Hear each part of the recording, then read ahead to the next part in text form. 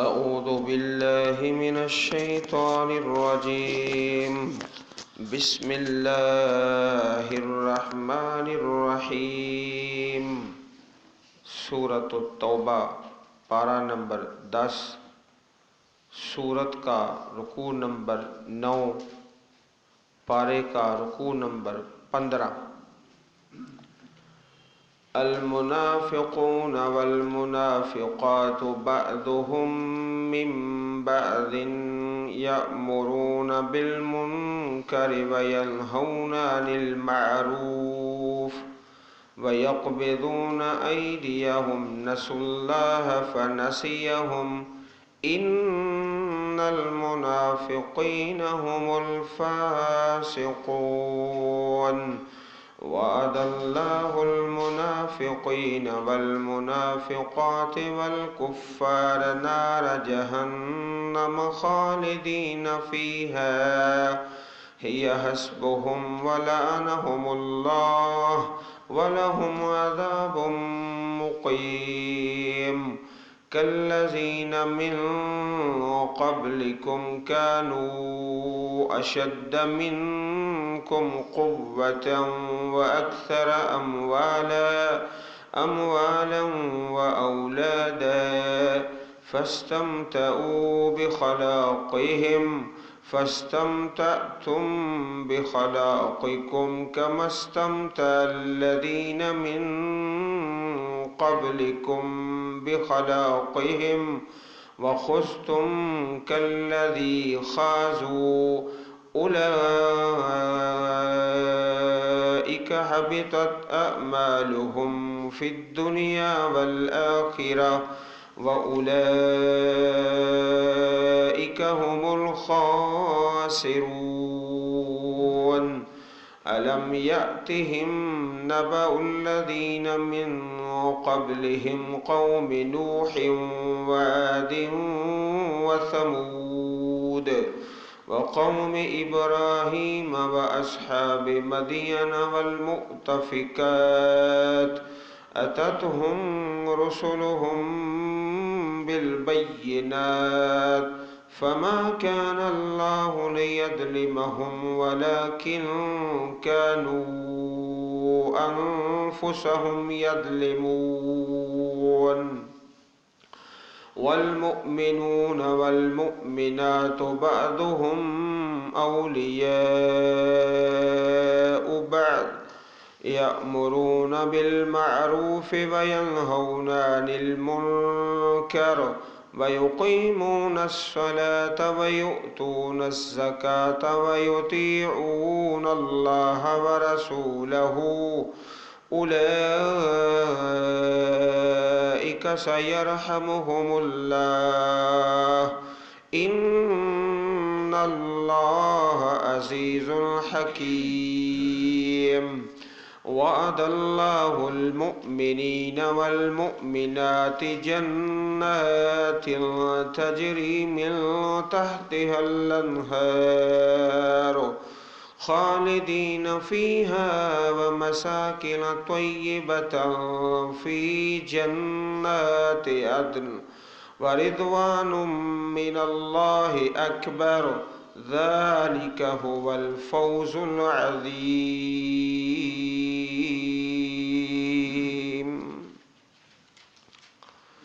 المنافقات والمنافق، مرد اور منافق عورتیں۔ المنافقون والمنافقات بعضهم من بعض، ان میں سے بعض سے ہیں، ان کی عادتیں اور خصلتیں ایک دوسرے سے ملتی جلتی ہیں۔ عجیب معاملہ ہے۔ یأمرون بالمنکر، حکم دیتے ہیں برائی کا، چاہیے تو یہ کہ نیکی کا حکم دیں لیکن الٹا ہی کام کرتے ہیں۔ وَيَنْهَوْنَ عَنِ الْمَعْرُوفِ، اور وہ منع کرتے ہیں نیکی سے، خیر سے، بھلائی سے، الٹا کام۔ وَيَقْبِضُونَ أَيْدِيَهُمْ، اور قبض کرتے ہیں، بند کر لیتے ہیں اپنے ہاتھوں کو۔ جب یہ حکم ملتا ہے کہ انفاق فی سبیل اللہ، اللہ کے راستے میں خرچ کرو، تو اپنے ہاتھوں کو بند کر لیتے ہیں۔ ایک یہ ان کی نشانی ہے، نسوا اللہ، انہوں نے بلا دیا اللہ تعالیٰ کو، فنسیہم، تو اللہ پاک نے ان کو نظر انداز کر دیا۔ اللہ جل شانہ بھولتے نہیں ہیں کسی بھی بات کو، لا یضل ربی ولا ینسا، میرا پروردگار بھولتا نہیں ہے، بھولتا نہیں۔ تو یہ جو کہا گیا ہے نا، نسوا اللہ، انہوں نے اللہ پاک کو بلا دیا، فنسیہم، تو اللہ نے ان کو نظر انداز کر دیا، ان کو سزا دی بھولنے کی۔ اس آیت کریمہ میں منافقین کی نشانیاں بیان کی گئی ہیں، علامتیں، جس طرح حدیث پاک میں بھی ہے، اذا حدث کذب واذا وعد اخلف واذا اؤتمن خان واذا خاصم فجر، بات کرتا ہے جھوٹ بولتا ہے، وعدہ خلافی کرتا ہے، امانت میں خیانت کرتا ہے، جب جھگڑا ہو جائے تو پھر بد زبانی کرتا ہے۔ یہ عادات اور خصلتیں اہل نفاق کی حدیث پاک میں ہیں، اور اس آیت کریمہ میں بھی اہل نفاق کی عادتوں اور خصلتوں کا بیان ہے۔ ان المنافقین هم الفاسقون، بے شک منافق لوگ ہی نافرمان ہیں، فاسقون، منافق لوگ نافرمان، اپنے ہاتھوں کو پکڑ لیتے ہیں اور اللہ کے راستے میں خرچ کرنے سے گریز کرتے ہیں۔ جس طرح عرض کیا گیا کہ اس سورت مبارک کا ایک نام سورۃ الفاضحہ، رسوا کرنے والی، منافقوں کو بڑی رسوائی ملتی ہے اس آیت کریمہ کے اور دوسرے آیات کریمات میں، اور اس پوری سورت میں الفاضحہ، رسوائی اہل نفاق کے لیے۔ عزیز بھائیو، گزشتہ رکوع کے اندر آیت نمبر 60 میں جہاں یہ پڑھا کہ 8 مصارف ہیں زکوٰۃ کے، 8، یہ بھی عرض کیا گیا کہ جن لوگوں کو زکوٰۃ نہیں لگتی وہ تفصیل سے بیان کر دیا گیا۔ ایک بات جو بڑی محبت والی ہے وہ یہ ہے کہ اگر ہمارا بیٹا یا بیٹی دینی مدرسے میں قرآن و سنت کی تعلیم حاصل کر رہے ہیں تو سبحان اللہ، بڑی خیر کی بات ہے۔ اگر نہیں ہے تو پھر اس کا متبادل حل یہ ہے کہ کوئی ایک طالب علم جو کسی بھی دینی ادارے میں قرآن و سنت کی تعلیم حاصل کر رہا ہے اس کا خرچ اٹھا لے۔ ہر بھائی ایک طالب علم کو اس کا خرچ اٹھا لے، ماہانہ اس کا خرچ دیتے جائیں، اور جب وہ اپنی تعلیم مکمل کر کے پورا عالم بن جائے پھر اس کے بعد دوسرے طالب علم کو اپنے ذمے ڈال لیں۔ پھر جب وہ پوری تعلیم کر کے پورا عالم بن جائے پھر تیسرا۔ تو ایسے طلبہ موجود ہوتے ہیں جو اگر آپ بھائی چاہیں تو اس میں بھی حصہ پڑھ سکتا ہے اور ساری زندگی، اور ایسے لوگ ہیں الحمدللہ۔ ایک ساتھی بڑا میں خوش ہوا کہ اتنا کو دین سے وابستگی بھی نہیں، اس نے اس اپنے جذبے کا اظہار کیا، ایک طالب علم کا خرچ اٹھا لیتا ہوں، ماہانہ اس کا خرچ دے دیا کروں گا، جب وہ پورا دین کا عالم بن جائے پھر دوسرے کا اٹھا لوں گا۔ تو ساری زندگی اپنی خوشی سے کہتا ہے ایک طالب علم میرے ذمہ ڈال دو جب تک میں زندہ ہوں۔ تو یہ کام تمام بھائی کرنے کی کوشش کریں، اللہ پاک توفیق دے اور قبول فرمائے۔ وعد اللہ المنافقین والمنافقات، اللہ نے وعدہ کیا منافق مردوں سے اور منافق عورتوں سے، والکفار اور کافروں سے، نار جہنم، جہنم کی آگ، خالدین فیہا، وہ اس میں ہمیشہ رہیں گے، ہی حسبہم، وہی ان کو کافی ہے، ولعنہم اللہ، اللہ پاک نے ان پر لعنت کی ہے، وَلَهُمْ عَذَابٌ مُقِيمٌ، اور ان کے لیے عذاب ہے ہمیشہ رہنے والا۔ مقیم کا معنی ہمیشہ رہنے والا۔ کالذین من قبلکم، ان لوگوں کی طرح جو تم سے پہلے، کانوا اشد منکم قوہ، وہ زیادہ مضبوط تھے تم سے قوت میں، بڑے زوراور اور قداور، واکثر اموالا و اولادا، مال میں زیادہ اولاد میں زیادہ، فاستمتعوا بخلاقہم، انہوں نے فائدہ اٹھایا اپنے حصے کا، خلاق حصہ اپنا جو ان کے نصیبوں میں تھا فائدہ اٹھاتے رہے۔ فاستمتعتم بخلاقکم، تم نے بھی فائدہ اٹھایا اپنے حصے کا، جو تمہارے نصیبوں میں ہے، مقدر میں ہے، تم اس سے فائدہ اٹھا رہے ہو۔ کما استمتع الذین من قبلکم، جس طرح ان لوگوں نے فائدہ اٹھایا جو تم سے پہلے، بخلاقہم، اپنے حصے کا۔ وَخُذْتُمْ كَالَّذِي خَاضُوا، انہوں نے جس طرح فضول گفتگو کی تم نے بھی اسی طرح کی۔ وَخُذْتُمْ، اور تم نے فضول باتیں کی، كَالَّذِي خَاضُوا، جس طرح انہوں نے کی۔ أُولَئِكَ حَبِطَتْ أَعْمَالُهُمْ فِي الدُّنْيَا وَالْآخِرَةِ، وہی لوگ ہیں جن کے عمل برباد ہو گئے دنیا میں اور آخرت میں۔ وَأُولَئِكَ هُمُ الْخَاسِرُونَ، وہی لوگ ہیں خسارہ پانے والے۔ اب یہ 6 قوموں کا بیان۔ أَلَمْ يَأْتِهِمْ نَبَأُ الَّذِينَ مِنْ قَبْلِهِمْ قَوْمِ نُوحٍ وَعَادٍ وَثَمُودَ، یہ 6 قومیں جن کا تذکرہ اکثر صورتوں میں اکٹھا ہی آتا ہے، سورۃ الاعراف میں، سورۃ الحجر میں، سورۃ یونس، سورۃ الشعراء اور سورۃ ہود، اکثر صورتوں میں ایک قوم نوح، قوم عاد، قوم ثمود۔ قوم ثمود حضرت صالح علیہ السلام کی قوم، اور عاد قوم حضرت ہود علیہ السلام کی، قوم ابراہیم حضرت ابراہیم علیہ السلام کی قوم۔ یہ ایک ہی مقام ہے پورے قرآن پاک میں جہاں حضرت ابراہیم علیہ السلام کی قوم کے عذاب کا تذکرہ ہے، بیان ہے۔ واللہ عالم اس کی تفصیلات کیا ہیں اور اس کی پوری تشریحات وہ قرآن و سنت میں نہیں ہے۔ قرآن پاک میں، پورے قرآن پاک میں حضرت ابراہیم علیہ السلام کی قوم کا جو عذاب ہے اس کا کوئی تذکرہ نہیں ہے سوائے اس آیت کریمہ کے۔ وَصحاب مدین والے حضرت شعیب علیہ السلام کی قوم، والمؤتفقات، اور وہ بستیاں جن کو الٹایا گیا، الٹائی گئی بستیاں، یہ حضرت لوط علیہ السلام کی قوم جن کی بستیوں کو الٹا دیا گیا۔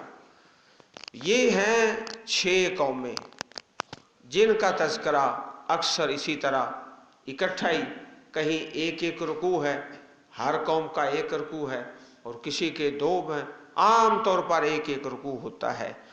اتتہم رسلہم بالبینات، آئے ان کے پاس ان کے رسول واضح دلائل کے ساتھ۔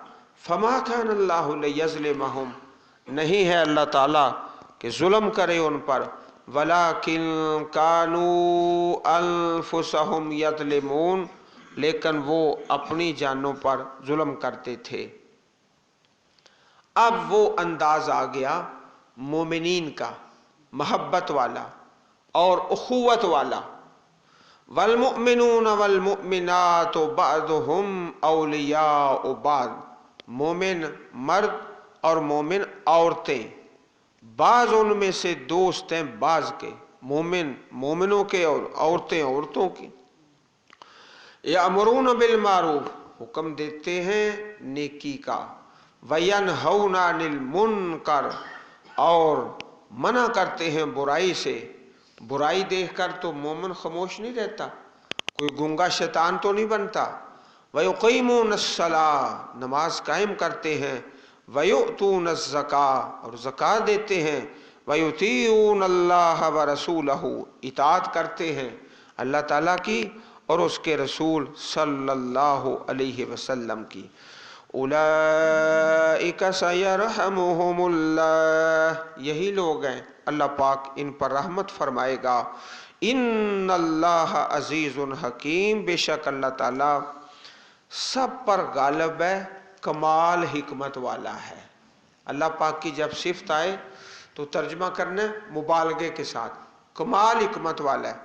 اگر ہم کہیں گے نا حکمت والا ہے تو غلط ہو جائے گا، لفظ کا حق ادا نہیں ہوگا۔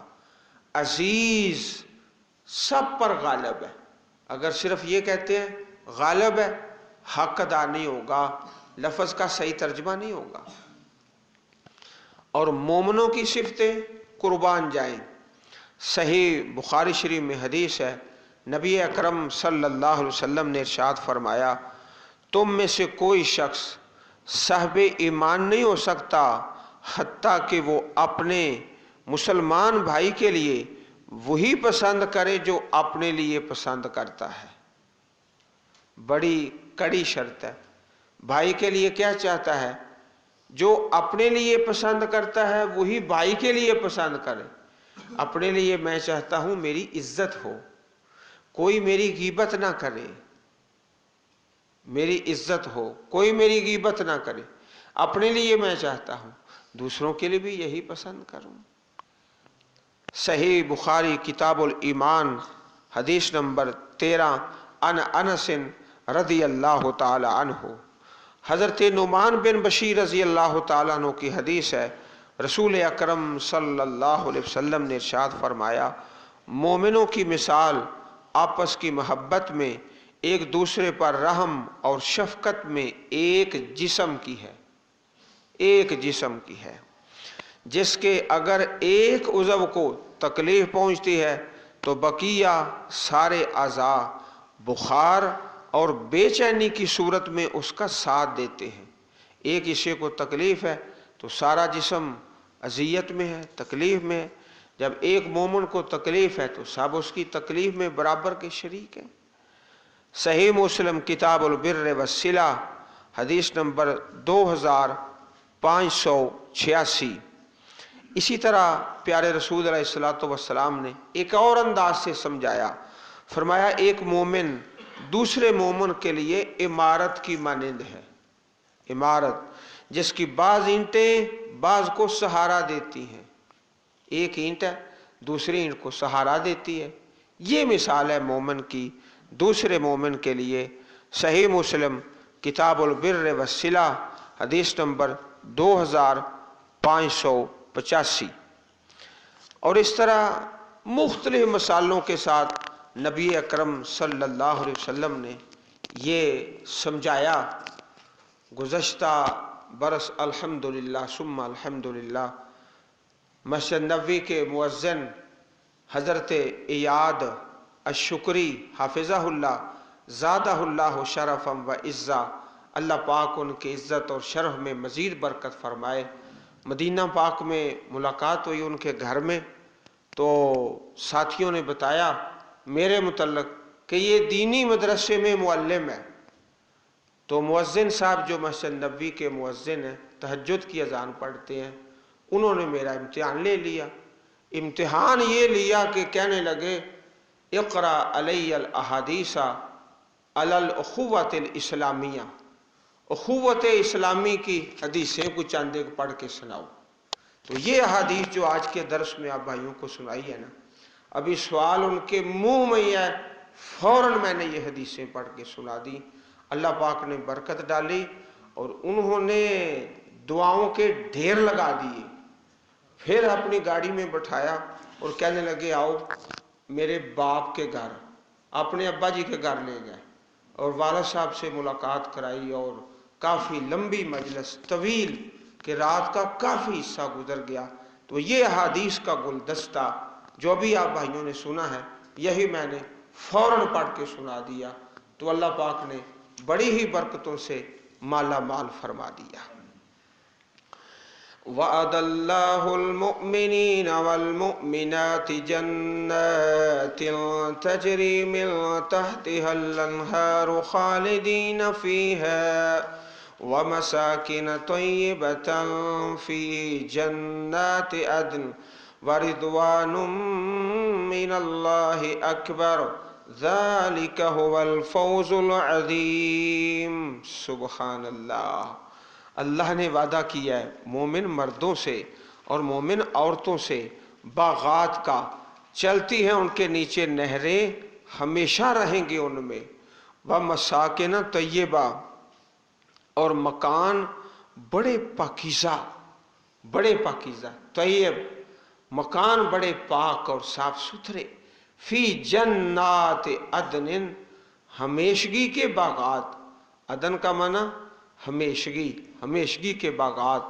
اللہ پاک نے بعض لوگ نام بھی رکھ لیتے ہیں بچیوں کا، عدن، عدن تو بڑا پیارا نام ہے، قرآن پاک میں بڑا خوبصورت نام ہے۔ معنی کیا ہے؟ ہمیشہ رہنے کا مقام، ہمیشہ رہنے کا مقام، عدن۔ ورضوان من اللہ اکبر، رضوان نون کے اوپر دو پیش ہیں، اس کو ہم کہتے ہیں تنوین۔ اپنی عربی گرامر میں تنوین کے پھر آگے قسمیں ہوتی ہیں، ایک ہوتی ہے تنوین تقلیل، تھوڑی کسی چیز کی قلت کو بیان کرنا، ایک ہوتی ہے تکسیر، کسی چیز کی کثرت کو بیان کرنا۔ تو یہاں پر جو تنوین ہے اس کو ہم اپنی زبان میں گرامر میں کہتے ہیں تقلیل، تھوڑی۔ رضوان کے نون پر جو تنوین ہے تھوڑی، اللہ پاک کی تھوڑی سی رضا بھی مل جائے تو اکبر بہت بڑی ہے، تھوڑی سی رضا بھی مل جائے نا تو وہ بھی بہت بڑی ہے۔ ہم تو بے بہا مرتبہ کہتے ہیں اے اللہ ہم تجھ پہ راضی ہیں، تو اللہ پاک ایک مرتبہ ہی فرما دے کہ میں تجھ پہ راضی۔ ایک بزرگ تھے وہ یہی کہا کرتے تھے، اللہ میں تجھ پہ راضی، اللہ میں تجھ پہ راضی، اللہ میں تجھ پہ راضی۔ تو لوگوں نے سوال کر دیا یہی کہتے رہتے ہو؟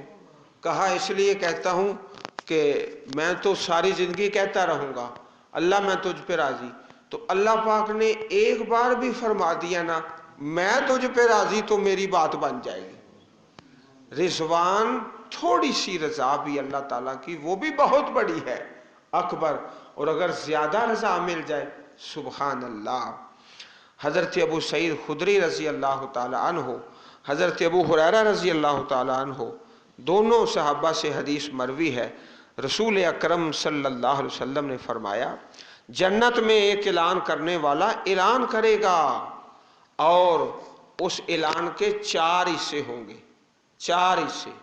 اعلان ایک ہے، پہلا حصہ کہ تم ہمیشہ تندرست رہو گے، کبھی تم پر بیماری نہیں آئے گی۔ ایسی بیماریاں اللہ معاف کرے کہ جن کا نام سن کے انسان کانپ جاتا ہے۔ اللہ پاک ہم سب کو ایمان اور صحت والی زندگی نصیب فرمائے۔ تو جنت میں ان لکم ان تصحوا فلا تسقموا ابدا، ہمیشہ تندرست رہو گے، کبھی تم پر بیماری نہیں آئے گی، نہ چھوٹی نہ بڑی بیماری آئے گی نہیں۔ دوسرا اعلان، تم ہمیشہ زندہ رہو گے، کبھی تم پر موت نہیں آئے گی۔ ان لکم ان تحیوا فلا تموتوا ابدا، ہمیشہ زندہ رہو گے، کبھی تم پر موت نہیں آئے گی۔ عزیز بھائیوں، کتنی محبت ہوتی ہے انسان کو ماں سے، باپ سے۔ کوئی نہیں چاہتا میری امی فوت ہو جائے، میرا ابو فوت ہو جائے، لیکن ہو جاتے ہیں۔ اس کے بعد ساری زندگی پھر کیا ہوتا ہے؟ خوشی آئی پھر ماں باپ سامنے، غمی آئی پھر ماں باپ سامنے۔ غمی میں سہارا دیا کرتے تھے، خوشی میں دعائیں کیا کرتے تھے۔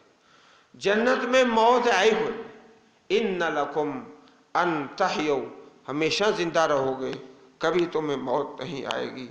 تیسرا اعلان، ہمیشہ جوان رہو گے، کبھی بڑھاپا نہیں آئے گا۔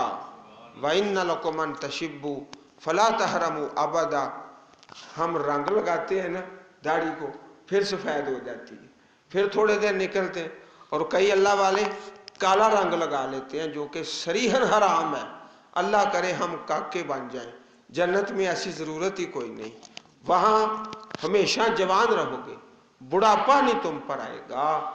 اللہ اکبر۔ اور یہ جو داڑھی والا مسئلہ ہے نا، یہ بھی اس لیے ہوتا ہے کہ ہم جوان بنے، بوڑھے نہ بن جائیں۔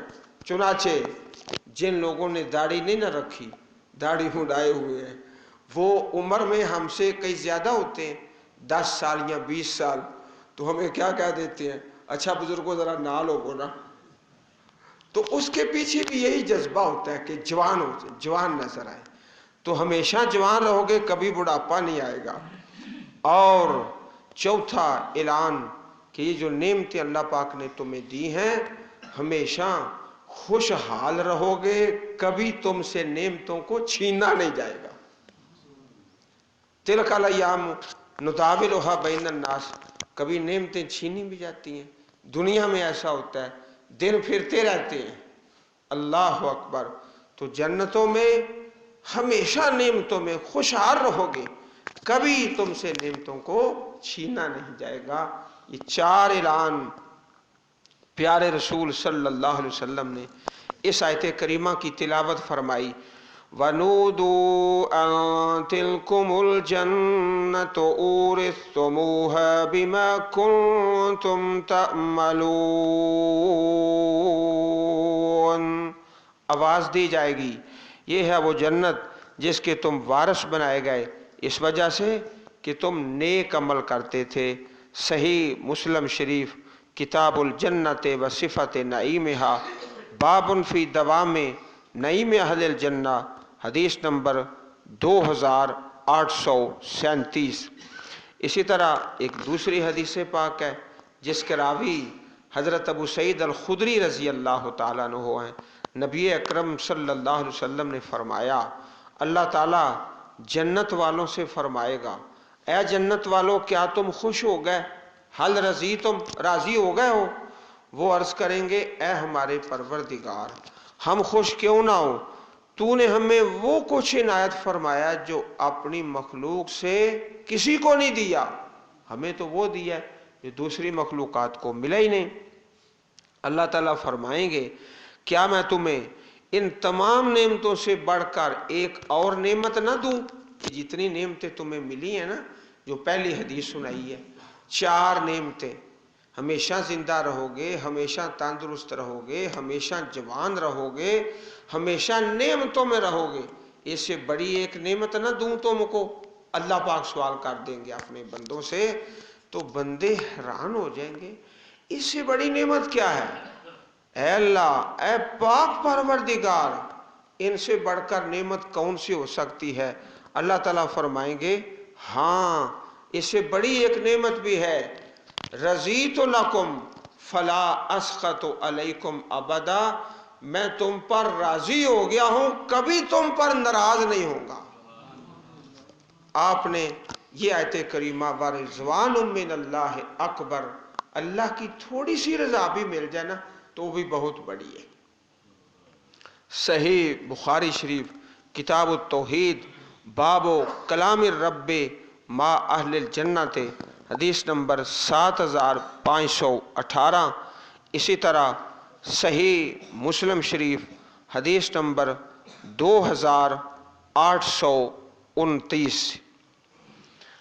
اللہ پاک کی رضا، جس طرح دعا پڑھی جاتی ہے نا، دعا رضیت باللہ ربا وبالاسلام دینا وبمحمد الرسولہ صلی اللہ علیہ وسلم، اذان کے بعد بھی آپ یہ دعا پڑھا کرتے تھے، اذان کے بعد بھی، اور بھی مختلف موقعوں پر جب نبی اکرم صلی اللہ علیہ وسلم کو بڑا غصہ آتا نا تو صحابہ کرام یہ دعا پڑھ دیتے، ہم اللہ کے رب ہونے پہ راضی ہیں، اسلام کے دین ہونے پر راضی ہیں، نبی اکرم صلی اللہ علیہ وسلم کے رسول ہونے پر راضی ہیں، تو آپ کا غصہ ختم ہو جاتا۔ رضیت باللہ ربا وبالاسلام دینا وبمحمد الرسول صلی اللہ علیہ وسلم۔ اس لیے عزیز بھائیوں، یہ محبت کا انداز ہے، کبھی تنہائی میں بیٹھ کر یہ کہہ دیا کرو، رضیت باللہ ربا، اللہ میں تجھ پہ راضی، اللہ میں تجھ پہ راضی، اللہ میں تجھ پہ راضی، دعا میں بھی اور بیان میں بھی، اللہ پاک میں تجھ پہ راضی، اللہ پاک میں تجھ پہ راضی۔ تو اللہ تعالیٰ کہیں محبت میں یہ بھی اعلان فرما دیں گے، اے بندے میں تجھ پہ راضی، ورضوان من اللہ اکبر ذالک هو الفوز العظیم اللہم اجعلنا منہم اللہم اجعلنا منہم اللہم اجعلنا منہم اللہم اجعلنا منہم اللہم اجعلنا منہم سبحان ربک رب العزت عما یصفون وسلام علی المرسلین والحمد للہ رب العالمین.